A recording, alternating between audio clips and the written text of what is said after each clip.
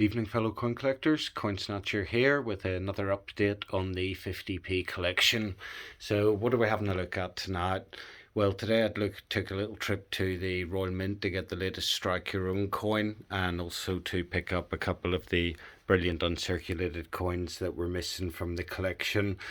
So we got every brilliant uncirculated coin from 1992 spread over 3 shelves, going right up to the current one, and the current one is the Snowman 2021 50p. So this is in colour, and there's a plain version as well, but we'll see there's a space here, and this is for the 2021 Pooh Bear set. So the Pooh Bear set had Owl, Pooh Bear and Friends, and Tigger. Each coin released as a plain non-coloured version, and then a coloured version of the coin released as well. So 6 coins in total to get. Got 4 of them. The other 2 that were needed were the Tigger coins that have just been released. So we got the Tigger coins today. When I was at the Royal Mint, I did try to get the silver proof Tigger, but they didn't have it, so I was directed to go to the website and get it on the website instead. And then finally, the other coin, as I say, is the most recent Strike Your Own 50p that just started a couple of days ago. So you'll see the previous Snowman Strike Your Own 50p, but we picked up a couple of those as well. For anybody who's thinking of going on the Royal Mint tour, it is a Christmas tour at the minute, so there's a lot less about coins and a lot more about Santa and the elves. So there was only 4 or 5 of us on the tour this morning, and it is definitely for the kids. The Royal Mint have done an absolutely fantastic job. They've used more fake snow than I've ever seen before, and they've done themselves proud. The whole exhibit looks absolutely fantastic. The kids should absolutely love it. The kids get to send a letter to Santa Claus. They get to meet Santa Claus. They get to have their photo taken, all that sort of stuff. I opted not to have my photograph taken with Santa this year, possibly because my hair's probably more wider than his. So there we go. That's what I got up to this morning. A quick early trip to the Royal Mint, and the fruits of my labour come in a little paper bag. So I think the more you spend with the Royal Mint, the nicer the bag you get. But this is the standard fare Royal Mint bag. So if we pop that out, we'll have a little look at today's catch. So we'll pop those over to the side for the minute. There's a little advertising leaflet there. I think that's about gold, is it? Yeah, it's about gold. So if you've got a few quid spare, you can buy a bit of gold from the Royal Mint. So let's have a look at the coins and see what we've picked up today. So the first one we have, as I said, is the latest release in the Pooh Bear series, and this is the Tigger coin. Now I did have to have a look through a few of these and try to get one where the packaging wasn't all lined and marked. The first one that I pulled out, the coin didn't look very clean in it, so I went through about 5 of them, and this was the 5th coin that I was able to get. It is irritating that you have the lines that go across the plastic, and just when you're trying to get the effect of the coin, it does somewhat take away from it, especially for us collectors that don't open up these packs. So on the back of it, we've got a little bit about Tigger. You can have a read of that yourself. Friendly Tigger always brings an adventure and a bounce to the stories of Winnie the Pooh. Now our springy friend appears in this UK 50p coin, which has been inspired by much-loved books created by A.A. Milne and features a nostalgic illustration by E.H. Shepard. And then you have the coin specifications there as well. Jody Clark, and the reverse designer is the Walt Disney Company. So you can make of that what you like, but no individual designer sort of named for it. So is it more of a generic type illustration that's taken from one of the books and put straight onto the coin without very little thought? So that's the Tigger coin, that's the plain coin, and you'll notice that because this was purchased at the Royal Mint Experience, because they've changed to these slightly inadequate bags now, which don't have the hanging tab on them. They have to glue one on. So if you come across these anywhere and they have a little hanging tab on it, it's come from the Royal Mint experience. I think I take these off before I put them on display. I don't particularly like them sitting up proud when everything else is flat. It's taken me long enough to get used to the 50p's without the banner across the top, and then they go and put this little dopey thing on, and it almost doesn't fit in their paper bag.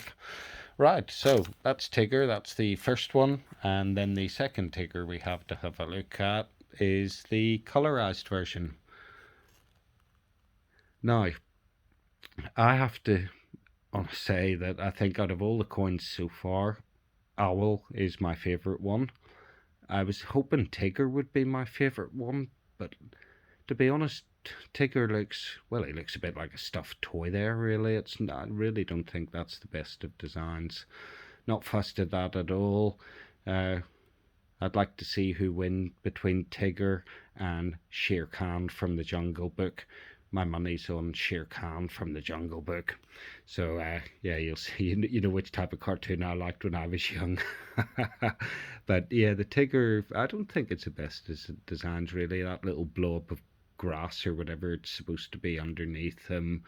You got the little bee flying in it, which is on all the 50p's. That's a little theme they've carried through. The colour, you know, Tigger looks like a sort of watered down yellow and black. You know, should be a nice vibrant Tigger looking colour, surely.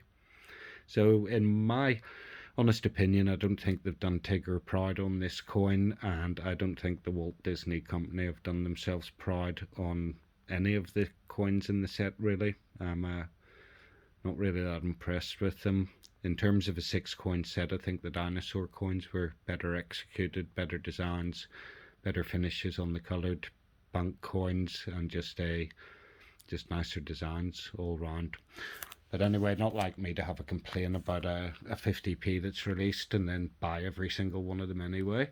So same little thing about Tigger there in the back, and the same info in the back, and our same little hangy tab thing. So there we go. Picked up those while I was there today. Secondary mainly because I was going to get the strike your own coin. So as I say, if you do plan on going and getting one of these strike your own coins, just bear in mind that you won't actually see the normal components of the tour. For instance, when you go into the room where they tell you about the blanks and the pressings, etc., that's all covered up.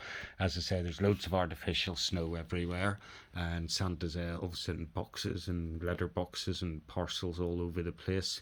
They have done it really, really well, you know. I'm a fully grown man, but I've got to admit I was impressed when I was there. Somebody's put a lot of effort, a lot of thought, and quite a bit of money into setting the whole thing up. So yeah, kudos to the Royal Mint for that. But let's get back to this, the important thing.